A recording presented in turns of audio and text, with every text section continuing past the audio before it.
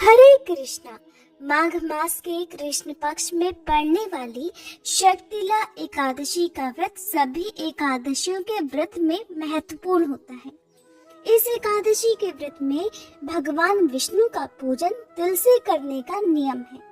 इस दिन पूजन में तिल के 6 उपाय किए जाते हैं, 6 प्रयोग किए जाते हैं। इसी कारण इस व्रत को शक्तिला एकादशी कहते हैं। इस दिन भगवान विष्णु और माँ लक्ष्मी जी की पूजा की जाती है। माघ का महीना भगवान विष्णु के कृष्ण रूप को समर्पित होता है, इसलिए आज के दिन भी खास तौर पर आपको कृष्ण भगवान की पूजा करनी चाहिए। इस दिन एकादशी व्रत के नियमों का पूरी तरह से पालन करते हुए आपको व्रत रखना चाहिए। व्रत की कथा पढ़नी और सुननी चाहिए। पूजन के अंत में भगवान विष्णु की आरती कर पारण के समय तिलों का दान करना चाहिए। ऐसा करने से ही भगवान की कृपा प्राप्त होती है और सारी मनोकामनाएं भी पूर्ण हो जाती हैं। आइए सुनते हैं शक्तिला एकादशी की व्रत कथा और जानते हैं पूजा विधि के बारे में। भगवान श्री कृष्ण के श्रीमुख से एकादशी व्रतों का महात्म्य सुनकर श्रद्धा पूर्वक उन्हें प्रणाम करते हुए धर्मराज युधिष्ठिर ने कहा, हे केशव, आपके श्रीमुख से एकादशियों की कथाएं सुनकर मुझे असीम आनंद की प्राप्ति हुई है। हे मधुसूदन, कृपा कर अन्य एकादशियों का महात्म्य सुनाने की भी कृपा करें। तब भगवान श्री कृष्ण मुस्कुराते हुए धर्मराज से कहने लगे, हे धर्मराज, अब मैं माघ मास के कृष्ण पक्ष की शक्तिला एकादशी व्रत की कथा सुनाता हूँ, ध्यान पूर्वक सुनो। एक बार दालभ्य ऋषि ने पुलत्स ऋषि से पूछा, हे ऋषि श्रेष्ठ, मनुष्य मृत्युलोक में ब्रह्म हत्या आदि महापाप करते हैं और दूसरों के धन की चोरी और दूसरों की उन्नति देखकर ईर्ष्या रखते हैं। ऐसे महान पाप मनुष्य क्रोध, ईर्ष्या, आवेग और मूर्खतावश करते हैं और बाद में शोक करते हैं, पछताते हैं कि हाय, ये हमने क्या किया। हे महामुनि, ऐसे मनुष्यों को नरक से बचाने का क्या उपाय है? कोई ऐसा उपाय बताने की कृपा करे जिससे कलयुग में ऐसे मनुष्यों को घोर नरक से बचाया जा सके, अर्थात उन्हें नरक की प्राप्ति न हो। ऐसा कौन सा दान पुण्य है जिसके प्रभाव से नरक की यातना से बचा जा सकता हो? हे मुनिवर, कृपा कर इन सभी प्रश्नों का हल आप कृपा पूर्वक बताइए। तब दालभ्य ऋषि की बात सुनकर पुलत्स ऋषि कहने लगे, हे मुनि श्रेष्ठ, आपने मुझसे अत्यंत गूढ़ प्रश्न पूछा है। इससे संसार के मनुष्यों का भला होगा। जिस रहस्य को देवराज इंद्र आदि देवता भी नहीं जानते, वही रहस्य अब मैं आपको अवश्य ही बताऊंगा। माघ मास आने पर मनुष्य को स्नान आदि से शुद्ध होना चाहिए और इंद्रियों को वश में करके काम, क्रोध, लोभ, मोह, ईर्ष्या तथा अहंकार आदि से सर्वथा बचना चाहिए। पुष्य नक्षत्र में गोबर, कपास, तिल मिलाकर उपले बनाने चाहिए और इन उपलों से 108 बार आहुति देनी चाहिए। जिस दिन मूल नक्षत्र और एकादशी तिथि हो, तब अच्छे पुण्य देने वाले नियमों को ग्रहण करना चाहिए। स्नान आदि नित्य कर्मों से देवों के देव भगवान श्री हरि का पूजन और भजन कीर्तन करना चाहिए। एकादशी के दिन अपनी सामर्थ्य के अनुसार फलाहार या निर्जल रहकर उपवास रखें, रात को जागरण और हवन करें। अगले दिन यानी कि द्वादशी तिथि को धूप, दीप, नैवेद्य तुलसी दल से भगवान श्री हरि की पूजा अर्चना करें और उन्हें फलों का या तुलसी दल, पंचामृत का भोग लगाएं। उस दिन भगवान विष्णु को आप पेठा, नारियल, सीताफल, पान, सुपारी सहित अर्घ अवश्य दें। इसके बाद उनकी स्तुति करें कि हे जगदीश्वर, आप निराश्रितों को शरण देने वाले हैं। आप भवसागर में डूबे हुओं का उद्धार करने वाले हैं। हे कमल नयन, हे मधुसूदन, हे जगन्नाथ, हे पुंडरीकाक्ष, आप श्री लक्ष्मी जी सहित मेरे इस अर्घ को स्वीकार कीजिए। इसके बाद ब्राह्मण देवता को आप अपनी सामर्थ्य के अनुसार तिलों से भरा हुआ घड़ा और वस्त्र दान, दक्षिणा, भोजन इत्यादि जरूर दें। अगर संभव हो तो ब्राह्मणों को गौ और तिल का दान करना चाहिए। इस प्रकार मनुष्य जितने तिलों का दान करता है उतने ही सहस्त्र वर्ष स्वर्ग में वास करता है। इस दिन तिलों का इन 3 प्रकार से प्रयोग अवश्य ही करना चाहिए। तिल से स्नान, तिल का उपटन, तिलोदक, तिल का हवन, तिल का भोजन और तिलों का दान। इस प्रकार 6 रूपों में तिलों का प्रयोग ही षट तिला कहलाती है। इससे अनेकों प्रकार के पाप नष्ट हो जाते हैं। ऐसा कहकर पुलत्स्य ऋषि ने कहा, अब मैं एकादशी की कथा सुनाता हूँ। एक बार नारद जी ने भगवान श्री हरि से षटतिला एकादशी का महात्म्य पूछा। वे कहने लगे, हे प्रभु, आप मेरा प्रणाम स्वीकार करें।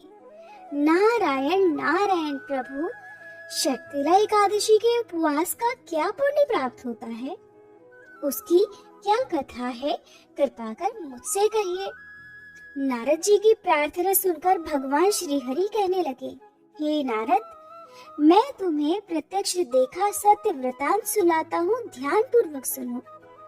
बहुत पहले मृत्युलोक में एक ब्राह्मणी रहती थी। वह सदा व्रत उपवास किया करती थी। एक बार वह 1 महीने तक उपवास करती रही, जिससे उसका शरीर बहुत दुर्बल हो गया। वह अत्यंत बुद्धिमान थी, फिर भी उसने कभी देवताओं और ब्राह्मणों के निमित्त अन्न आदि का दान नहीं किया। मैंने चिंतन किया कि इस ब्राह्मणी ने उपवास आदि से अपना शरीर तो पवित्र कर लिया है और इसको वैकुंठ लोक भी प्राप्त हो जाएगा, किंतु इसने कभी अन्न दान नहीं किया है। अन्न के बिना जीव की तृप्ति होना कठिन है। ऐसा चिंतन कर मैं मृत्युलोक में गया और उस ब्राह्मणी से अन्न की भिक्षा मांगी, जिस पर ब्राह्मणी कहने लगी, हे योगीराज, आप यहाँ किस लिए पधारे हैं? तब मैंने कहा कि हे देवी, मुझे भिक्षा चाहिए। इस पर उसने मुझे एक मिट्टी का टुकड़ा उठाकर दे दिया। मैं उस मिट्टी के टुकड़े अर्थात पिंड को लेकर ही स्वर्ग लोक को लौट आया। कुछ समय बीतने पर वह ब्राह्मणी शरीर त्याग कर स्वर्ग लोक को आई। मिट्टी के पिंड के प्रभाव से उसे उस जगह एक आम वृक्ष सहित कुटिया मिल गई, किंतु उसने अपनी उस कुटिया अर्थात उस घर को अन्य सभी वस्तुओं से खाली पाया, जिससे वह घबराकर मेरे पास आई और बोली, हे प्रभु, मैंने तो अनेकों व्रत आदि से सदा आपका पूजन किया, किंतु फिर भी मेरा घर अन्य वस्तुओं से खाली है, इसका क्या कारण है? तब मैंने उससे कहा कि हे ब्राह्मणी, तुम अपने घर जाओ और जब देव स्त्रियां तुम्हें देखने आए तब तुम उनसे षटतिला एकादशी व्रत का महात्म्य और उसका विधान पूछना। जब तक वह न बताएं तब तक द्वार मत खोलना। प्रभु के ऐसे वचन सुनकर वह अपने घर गई और जब देव स्त्रियां आई और उससे द्वार खोलने के लिए कहने लगी, तब ब्राह्मणी ने कहा, अगर आप मुझे देखने आई हैं तो पहले मुझे षटतिला एकादशी का महात्म्य बताइए। तब उनमें से एक देव स्त्री ने कहा, यदि तुम्हारी ऐसी ही इच्छा है तो ध्यान पूर्वक सुनो, मैं तुमसे एकादशी व्रत और उसका महात्म्य विधान सहित बताती हूँ। जब उस देव स्त्री ने षटतिला एकादशी का महात्म्य सुना दिया तब उस ब्राह्मणी ने भी द्वार खोल दिया। देव स्त्रियों ने ब्राह्मणी को सभी स्त्रियों से अलग पाया। उस ब्राह्मणी ने देव स्त्रियों के कहे अनुसार फिर षटतिला एकादशी का उपवास किया, जिसके पुण्य प्रभाव से उसका घर भी धन धान्य से भर गया।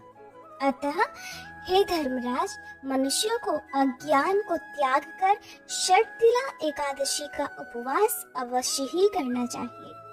इस एकादशी व्रत को करने वाले को जन्म जन्म की निरोगता प्राप्त हो जाती है। इस उपवास से मनुष्य के सभी पाप नष्ट हो जाते हैं। इस दिन व्रत रखने से जहाँ शारीरिक पवित्रता और निरोगता प्राप्त होती है, वहीं अन्न, तिल आदि का दान करने से धन धान्य में बढ़ोतरी होती है। इससे ये भी सिद्ध होता है कि मनुष्य अपने जीवन में जो जो और जिस वस्तु का दान करता है, शरीर त्यागने के बाद उसे फल भी वैसा ही प्राप्त होता है। इसलिए धार्मिक कार्यों के साथ साथ हमें दान पुण्य जैसे कर्म अवश्य ही करने चाहिए। शास्त्रों में वर्णन है कि बिना दान पुण्य किए कोई भी धार्मिक कार्य या कोई भी उपवास संपन्न नहीं होता। इसलिए सभी को अपनी सामर्थ्य के अनुसार कुछ न कुछ दान अवश्य ही करना चाहिए। एकादशी का उपवास रखने वाले भक्तों को द्वादशी तिथि के दिन ही अन्न का दान करना चाहिए। एकादशी के दिन अन्न का पूरी तरह से त्याग किया जाता है। ये थी एकादशी व्रत की कथा। अब जानिए पूजा विधि के बारे में। सच्चे मन से की गई पूजा यदि वस्तुओं के और प्रिय भोगों के अभाव में भी की गई हो तो भगवान उसे भी स्वीकार करते हैं। इसलिए सभी को केवल अपनी सामर्थ्य के अनुसार प्रसन्न मन से ही कोई उपवास रखना चाहिए। एकादशी का जो व्रत है उसके नियमों का पालन पूरे 3 दिन तक किया जाता है, दशमी तिथि से लेकर द्वादशी तिथि तक। इसलिए जो लोग भी इस उपवास को नियमों के साथ करने में समर्थ ना हो, उन्हें केवल पूजा करनी चाहिए, उपवास नहीं रखना चाहिए। क्योंकि कई बार लोग अक्सर पूछते हैं कि क्या हम एकादशी के दिन नमक का सेवन नहीं कर सकते, क्या हम एक समय भोजन नहीं कर सकते। तो देखिए, एकादशी का नियम यही है कि अन्न का पूरी तरह से, नमक का पूरी तरह से त्याग इस दिन किया जाता है। सबसे पहले दशमी तिथि को सूर्यास्त के बाद भोजन ग्रहण नहीं करना चाहिए। यदि आपने गलती से लहसुन प्याज का सेवन दशमी तिथि के दिन किया है तो शाम को सूर्यास्त से पहले सिर से स्नान अवश्य करना चाहिए। साफ स्वच्छ वस्त्र धारण करके रात को मन में धारणा करके सोना चाहिए कि अगले दिन आप एकादशी का उपवास रखेंगे।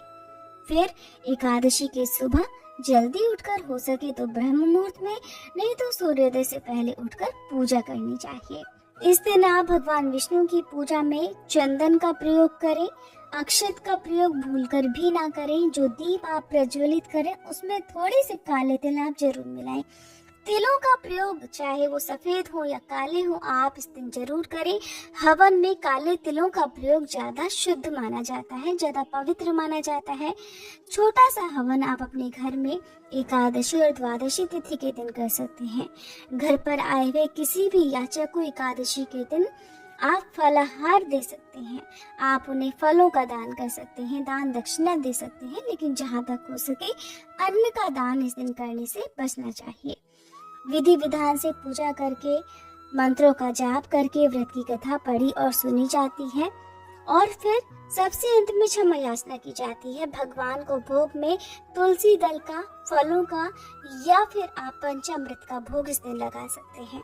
सारा दिन मन में आप भगवान का ध्यान करते हुए उपवास रखें। इस व्रत में आप एक समय फलाहार कर सकते हैं, वो भी शाम के समय। यदि बहुत ज्यादा जरूरी हो तो दिन में आप नींबू पानी का सेवन कर सकते हैं। शहद का त्याग एकादशी के दिन किया जाता है। चावल का पूरी तरह से त्याग इस दिन करना चाहिए। किसी भी प्रकार से चावल या चावल से बनी हुई कोई भी वस्तु घर में नहीं बननी चाहिए जिस घर में एकादशी के नियमों का पालन किया जाता हो। रात में एक बार फिर से पूजा करें, ध्यान, कीर्तन, भजन करें, जितनी देर तक हो सके जागरण करें और अगले दिन सुबह जल्दी उठकर स्नान करके केवल शुभ मुहूर्त में ही आपको व्रत का पारण करना चाहिए। कई बार लोग दोपहर के समय व्रत का पारण करते हैं। जब मुहूर्त बीत जाता है या द्वादशी तिथि समाप्त हो गई हो तब व्रत का पारण करते हैं, व्रत खोलते हैं, जो कि नहीं करना चाहिए, जिससे व्रत खंडित ही माना जाएगा। आपने अधूरा व्रत किया है ऐसा कहा जाता है। इसलिए आपको केवल शुभ मुहूर्त में ही व्रत खोलना चाहिए। अगर ये जानकारी आपको पसंद आई हो तो प्लीज वीडियो को लाइक करके हमारे चैनल को सब्सक्राइब करना मत भूलिएगा